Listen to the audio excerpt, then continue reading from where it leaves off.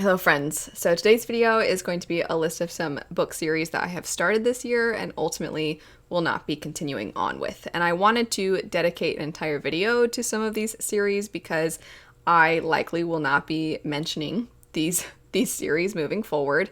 And so therefore, if any of them sound interesting, now would be the opportunity for you to get to hear a little bit about them. So I'm just going to jump right into it. Kicking off the list, we have the book Kingdom of the Wicked. So this is very popular. I don't think it's hurting anybody.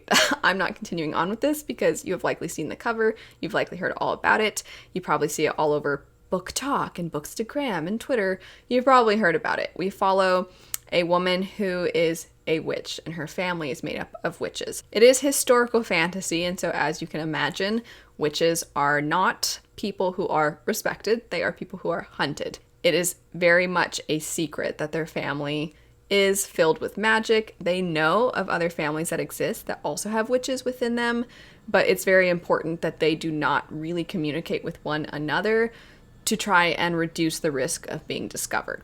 Our main character and her family run a restaurant, and so there's a lot of emphasis on making food. I actually really liked that part of the book. And I was really into the beginning of the story because the beginning of the story is a murder mystery. Somebody our main character cares about has been harmed and now it is consuming them, this murder, because they can't figure out if the reason that this individual was murdered is because someone discovered they were a witch. And if that is the case, who discovered this and is the rest of the people our main character cares about, are they now all in danger? Our character was for so long somebody who is a little bit to themselves, kind of shy, and they were definitely very good, but they have been pushed to their limits and they're willing to do anything to determine who the killer is. They go as far as to request the aid of one of the basically the 7 deadly sins personified. I was really surprised because when I saw people talk about this and when I would see it on various different lists, it always kind of fell in the fantasy romance side, and it definitely seemed like the romance was going to be a huge emphasis in the story. I was really surprised because when I was picking it up, I really liked the historical fiction feel, and I really liked the danger that well, that sounds weird, but I mean, I liked the stakes, how high the stakes were. I liked the mystery. I liked the murder mystery itself, but also the whodunit feel, and I was really enjoying that. But as the story progressed and the fantasy elements became a bigger deal, even though I love fantasy, I was like, oh, I almost wish this was more historical fiction. It was strange. Like I kind of went into it expecting it to be this thing over here, and as it became more of this thing, I sort of started to enjoy it less. And I think it's because I never felt like I had a great grasp on the rules and limitations, and so it ended up taking the stakes away a little bit for me. And as far as the angst and the enemies to lovers feel, and when the romantic elements do start to play a role, I didn't find I actually really liked that part of the book.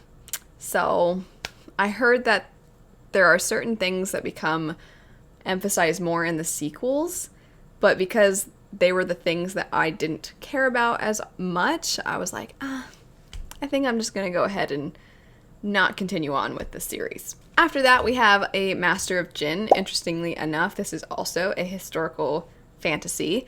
This one I think does a lot more with its setup.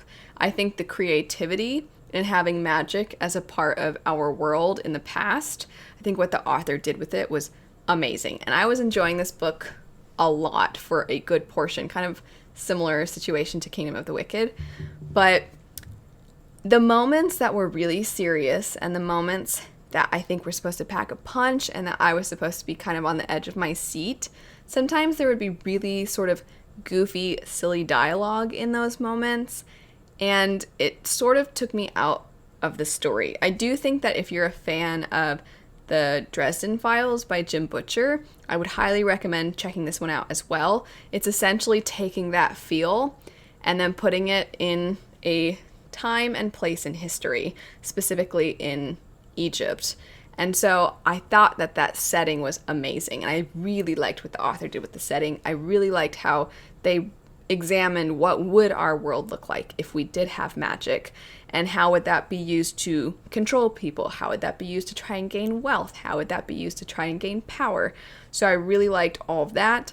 I liked our main character. She is trying to discover what is going on with this, we'll call it a magical murder mystery. I didn't realize the parallels between this and Kingdom of the Wicked. They're really not alike. They sound alike as I'm talking about them. But it does have that detective feel like the Dresden Files, and we have this person who they have a career that is sort of centered around solving magical mysteries. And I did really like the setup. I did really like the setting. I just didn't really love the tone, I would say, of the entirety of the story. Next up, I guess this one is technically a series, which is why it's on this list. So the first book is called Bringing Down the Duke. This is a historical romance, and it was okay. I didn't really like the two main characters very much. We follow a time when women are trying to gain more power. They're trying to gain the right to vote, as well as just have their voices heard and be more important. They're trying to gain rights when it comes to owning property, having more say in their education, in their futures. And so our main character is somebody who is very involved in those things.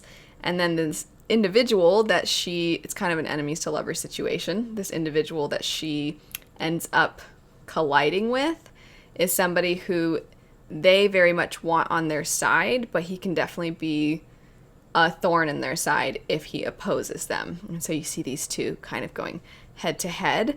They're also from different classes, and I think a lot of people really love exploring a love story of people from different classes, especially a historical fiction one. But I just didn't love these characters, and the setting was fine. I don't know, I've picked up a few different romances this year, and I've definitely enjoyed those other ones more, and I think that just made me realize that this particular series is probably not one that I really care to continue on with. Speaking of romance, this should probably come as no surprise if you've been keeping up with my videos.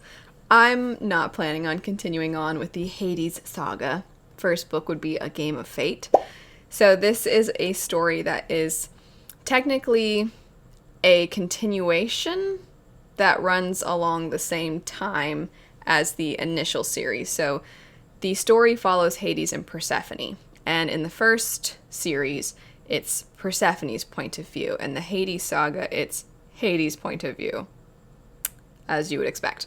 And they're running at the same time, right? The Persephone one, everything that happens in there, well, now we're seeing it from Hades' point of view.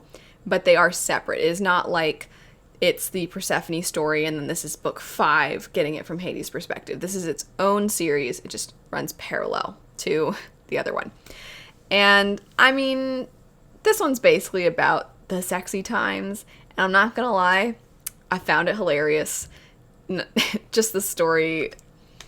I mean, Hades was very excited all the time, and he really wanted Persephone all the time, and it was funny to me. And there were some moments that I found quite amusing. Some of the dates, we'll call them, that the characters went on, I got a good chuckle out of, and I almost thought about continuing on with the series just because I did find it funny. And I was like, you know, there's a lot of other books that I really want to get around to. The last one I'll mention, I'm actually kind of leaning toward continuing on because I believe it's just a duology, so there's just one more book. And I didn't hate the first one, I just also didn't love it. And I actually found our main character, it's a villain origin story. The book is Malice, and it's kind of a Maleficent origin story. And I didn't dislike following how Maleficent was going into this sad descent, but I actually felt like the romance in the story and the relationship between the characters, I actually felt like the other character was way too understanding and forgiving of our main character's actions and behavior. And that strangely sort of frustrated me a little bit. But I did enjoy the world. It's sort of more fae inspired than I was expecting. And just the cruelness and how it is sort of pushing our character almost it's almost this inevitability for her to become a villain. I actually did enjoy how the author did that. So I might continue on, but it's still a little bit up in the air. We'll see. That's it though for some series that I either won't be continuing on with or likely won't be continuing on with. Let me know of some series that you have also chosen to DNF. But anyway, I hope you have a great rest of your day. Hopefully some of these you actually are interested in picking up now, and I'll see you all later. Bye.